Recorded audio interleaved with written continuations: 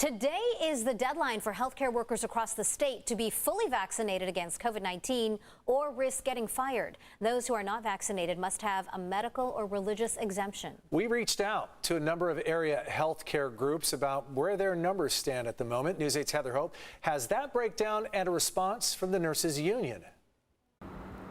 For the hospitals that have provided us their vaccinated employee numbers, overwhelmingly they show that the majority of healthcare workers have been vaccinated. But as for that small group who has not, they risk being terminated by the end of today. And there will be a group of healthcare workers who plan to rally right outside Brady Children's Hospital tomorrow in order to protest the vaccine mandate.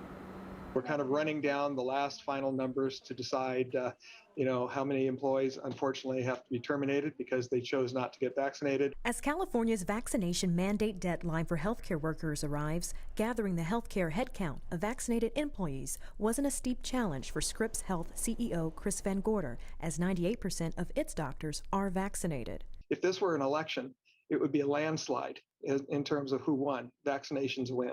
Scripps Health says only 0.5% of all its 16,500 employees are unvaccinated. 541 received exemptions for medical, pregnancy, and religious reasons. All of these exemptions we've given are temporary, and the employees know that. So, for example, pregnancy doesn't last forever.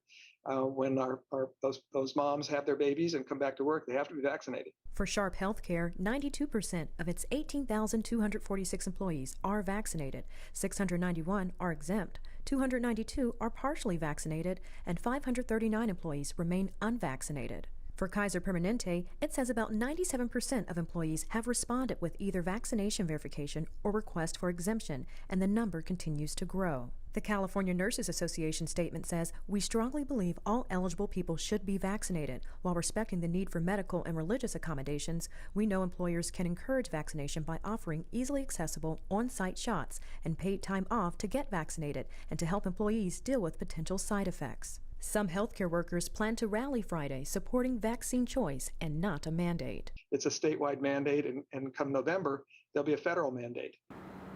So tomorrow, right outside Brady Children's Hospital from 2 to 4 p.m., the America's Healthcare Workers for Medical Freedom will hold their rally in support of vaccine choice.